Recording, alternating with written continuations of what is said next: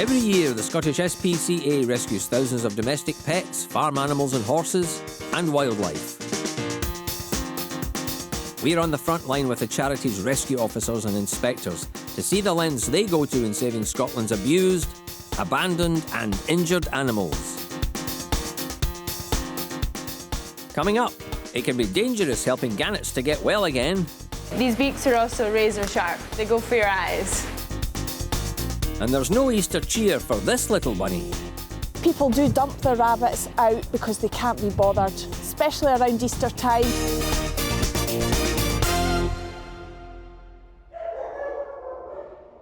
The thousands of dogs that have to be found a temporary home at one of the Scottish SPCA's rescue centres can find the experience very stressful.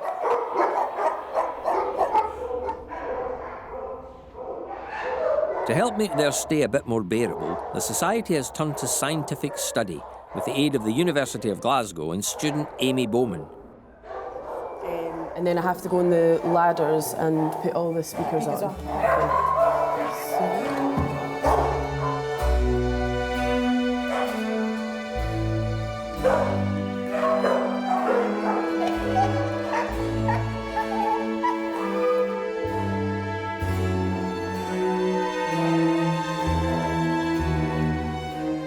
The aim of the study is to monitor the effects of music on the dogs currently living in the centre's kennels and to see if it has a positive influence on their stress levels. Easy boy. Easy boy. If you've got a dog coming in, their ears are like 4 times more sensitive. So when they first come in, it's a massive, massive shock. And a lot of them will sit there and it's really, really loud for them. But if we've got the music on and the dogs are quiet, it's obviously going to make that introduction to the kennel a lot smoother for them, a lot easier. One of the dogs currently taking part in the study is a lurcher called Chip. Having recently arrived at the centre, he's the ideal subject to monitor. We'll be back with Chip after a brief interlude. Got treats for you. Come here. Gannets are Britain's largest seabird, and Scotland is home to around 60% of Europe's entire population of gannets. At sea, they're a hardy bird, but they can still be at risk from severe weather, especially when they're young. Some get blown off course and end up miles inland. The lucky ones are picked up and brought here to the Scottish SPCA's Wildlife Rescue Centre at Fishcross. They're not the easiest bird to care for and really don't seem to appreciate all the hard work that gets put in to make them well again. They go for your eyes. If you're ever picking them up or handling them, their neck's a little bit like a herring's neck and it's all snaked in. So you can never tell how long a reach they've got, so you've always got to be really careful and keep a hold of their head. When he first came in, he was incredibly weak, really sleepy, eyes closed all the time.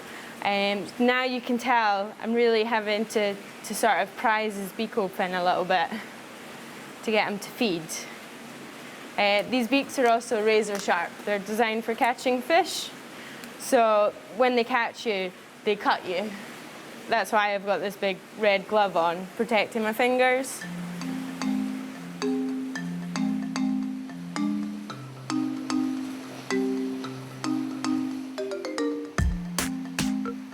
The Gannets start their rehab inside before being moved to outdoor pens. It's taken a while to work out the best way to deal with the birds, but now the release rate from Fishcross is close to 80%. The trick is to try and minimise stress. So what we've done is we feed them twice a day, once in the morning and once at night, so that they're not constantly trying to get bombarded with fish and they have time to digest before their next feed. On the Bash Rock, there'll be loads together in a small space, so they're used to seeing other birds. So what we do is we try and pair them up or keep them in groups together so that they have company and they know that they're not by themselves. Picasso is a typical Gannet youngster. He's been contaminated by oil and will need extra careful handling and washing before he's ready for release. You're not silly, are you?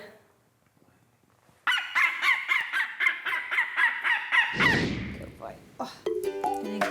Give me that. Chip the lurcher is about to be wired for sound as he takes part in a study to see whether or not listening to music can reduce a dog's stress levels. The Scottish SPCA's education manager Gilly Ferreira and student Amy Bowman are leading the research. Oh, clever boy.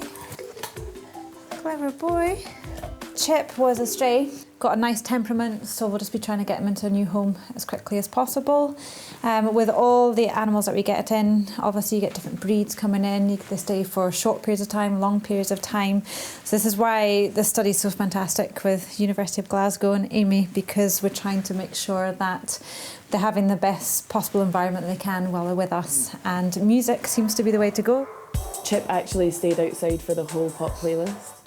So he was sort of chilling out in his indoor kennel and lying down in his bed when the Motown was on, but as soon as the pop came on, he was right outside. He actually spent a lot of time outside that day, so that is kind of suggestive that he doesn't like that kind of music. We've heard what Chip does and doesn't like, but how's it gone down with some of the other dogs? We had one dog, Hank, a really, really stressed out kind of staffy cross dog, and he just loved the classical music and he would sort of sit there like this, like very regal when he was listening to it. It sounds like Hank's back was worse than his bite. Now it's Chip's turn to get into the groove. So this is just ultrasound gel, and that just basically helps helps conduct the electrical current from the heart into the wee transmitter which is there. Yeah. So Chip. I just put the belt on and kind of rub in the gel with the belt. Just make sure it's got good contact, isn't it? Yeah. And that just slides in there. And then just get my wee watch. So this is just this is a human heart rate monitor, so humans wear them around their chest here when they go to the gym, and it helps them work out sort of performance techniques when they're training and things. But we found that it works quite well on dogs. So all this does is the little heart rate transmitter transmits the data onto this watch, and then that just sits at the back of their neck, and then I can take the watch off later and download their heart rate data. Put it through here. And this just keeps it behind the dog's neck so the dog can't get a hold of the watch and chew it. And then it just sits there and records the heart rate. Chip will now spend the next few hours listening to some great tunes and just chilling out.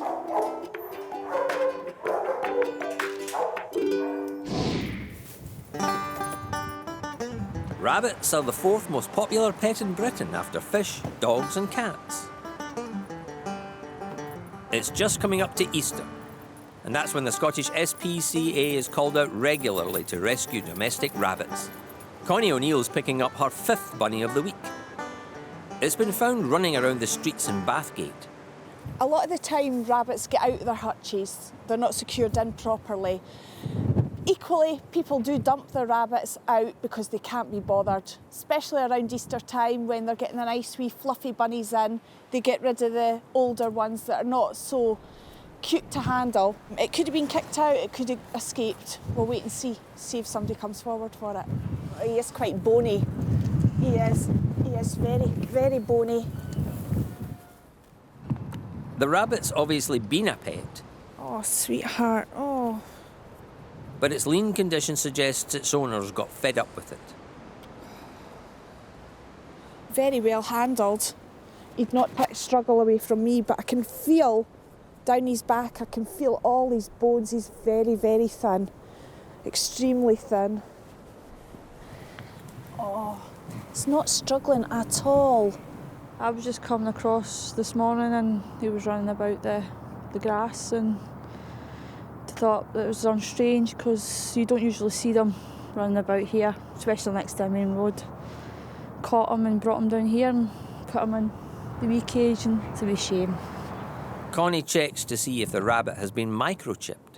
Nah, there's nothing there. Nothing there at all. I'm not surprised that it's not got a chip. Not a lot of people get their animals chipped. Not enough people get their animals chipped, especially rabbits that can become loose quite easily. They escape from their cages. So it doesn't surprise me at all. I hope his owner comes forward and finds him. Either that or he goes to a better place. As I say to Connie, if I didn't have the newborn, I would have kept him myself. I know my girls would have loved him, but I've got the newborn baby, I can't keep him. And man, he's got dogs, so it's not use for us. The bunny was taken to the Society's rescue centre in Edinburgh, but its owner never came forward. After a vet examination, it was found to have a urinary infection. Unfortunately, it didn't respond to treatment and had to be put to sleep.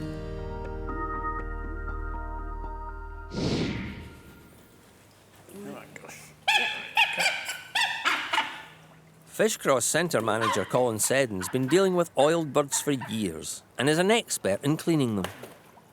Which is good news for Picasso, a young gannet that was brought in covered in muck.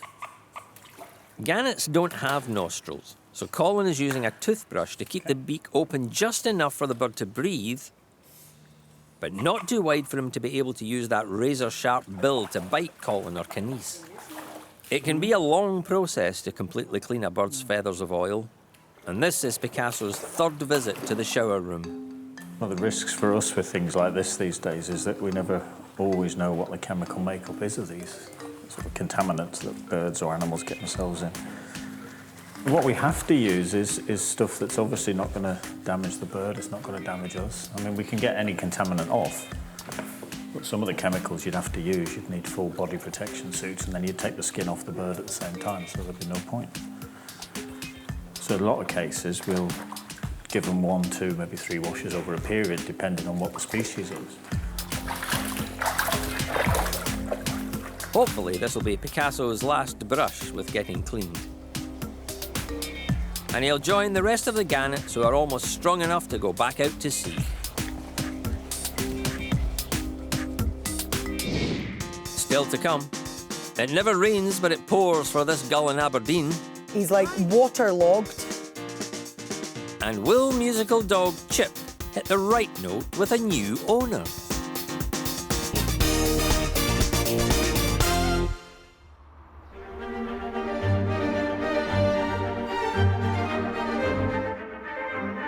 Lurcher Chip has been facing the music for the last 2 hours, along with a few of his chums.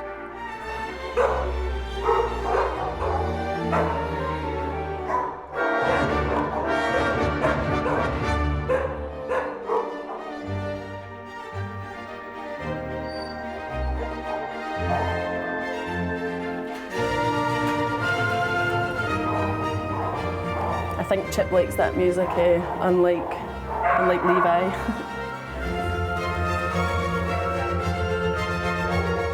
The idea is to prove that listening to music turns down a dog's stress levels, and researcher Amy uses different methods to work out the results of the tests. There's 3 ways that we look at measuring stress levels. So we look at the heart rate data. I also measure their behaviour. So I watch their behaviour for an hour in the morning and an hour in the afternoon when they have the belts on. And then between 1 and 2, I take all the dogs out for a little walk, and I take a urine sample from them. If there are fewer stress hormones in Chip's urine, then the music experiment will have worked. So it's important these samples are collected regardless of the conditions. Nothing stands in the way of science.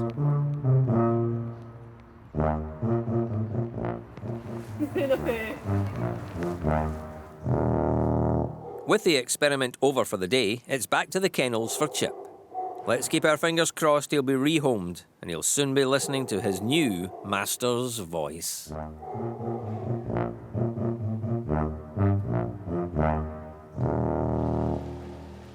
Some birds don't mind when there's a heavy downpour. Waterfowl, like swans, geese and ducks, seem to be in their element. But gulls, well, they do better when it's dry. Their feathers just can't cope with lots of rain and become waterlogged. So this is the second one that I've had this problem with, so I knew that the best thing to do was to put him in a carrier. Okay. And then That's what's happened to a gull chick here in Aberdeen. When I went towards him, normally they would run away at that point, and he didn't run away, so I thought he's been injured. And I knew there was seagulls nesting on the roof, so with the weather last night, I thought he's fallen off the roof. And he's either, well, I thought he'd possibly hurt his leg, and he couldn't, you know, he wasn't able to run away, which is why he didn't run away from me. He's like waterlogged. Aye, well, I mean, last night he'll have got totally, so... Yeah. He's just really reluctant to... Oh, no, he's trying. It's like Yeah. Yeah, and I thought my cats will kill him. I mean, he is weight bearing on his legs. Yeah, no, I see when you're doing But that, I he think is. what we'll do is we'll still take him in just to make sure that he's feeding all right and he will be able to have a wee recuperation. The weather has been awful, and it looks like the gull chick's fallen from the roof as he was learning to fly. He's obviously had a fair bang, because Yeah. that's some height. I know. Get them all dried out. Will we take him to the birdie hospital? Yeah? We'll take him down and see if we can get him all better. Yeah? So it's off to the Society's Wildlife Rescue Centre for this little fella. He's a little bit weak, but he's absolutely waterlogged. There is no sign of parents going around. He's not making any noise, which I would be expecting him to. But as far as the injured leg goes, he is actually using both legs. So what we'll do is we'll take him back to the centre, we'll get him some feed, we'll get him dried out, we'll get him a little bit of rest, and we'll monitor to make sure that he is weight-bearing. The good news for this gull chick is that after a few weeks at the centre, he'd made a full recovery and was able to be released.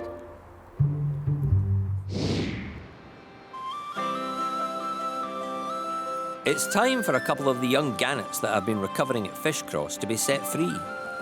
You're all right, you're all right. Wildlife assistant Canice has brought them to Aberdeen Beach in Fife. The pair are about 3 months old and weigh around 4 kilos. That's a good weight for release. They can't fly properly yet, so they'll use their fat stores as food until they're light enough to get up in the air and hunt for fish. I'm going to open both the boxes and hopefully the gannets should just jump out and come and stand on the front. Once they get the bearings, they're hopefully just going to jump straight into the water.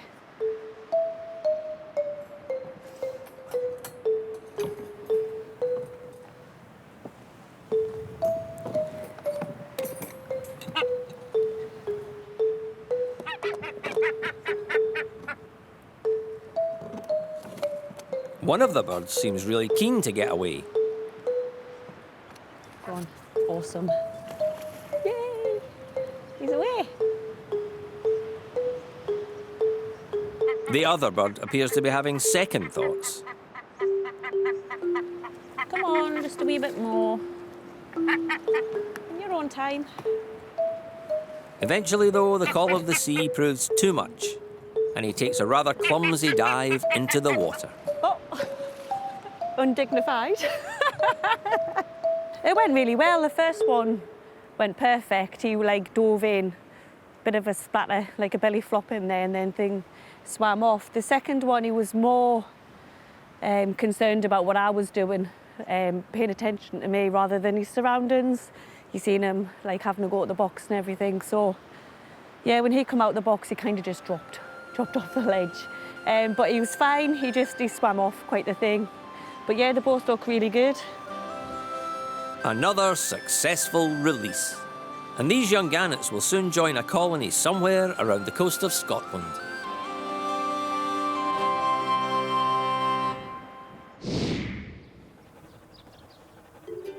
Our music-loving lurcher Chip has found his forever home in Aberdeenshire. Good boy. Keep going. Chip came to stay with us in April. Ever since then, he's been part of the family. Bundle of joy, but hyper as anything. So I've got to take him out, make sure he gets a good walk and stuff. Ready? Ready? Whoop. No. Down. No better than that. Good luck. Go ahead, Tubbs. Go get it. Go get it. Good boy. Come on then. Bring it back. He's a very playful dog. Loves to play tug of war, running out in the fields, running along with us, and loves to play with Toby. Little play fights, tug of war with him as well. For the record, the Society's music study was successful. Classical was found to reduce stress in dogs, And very soon, most of the rescue centres will have it piped in. As for Chip, it sounds like it's all music to his ears. Still put on music for him. Bit of classical rock, Vanessa May, that sort of stuff. Nice little mix, and he chills out on the sofa, come home and he's got a nice little slobber patch. So, can't change that.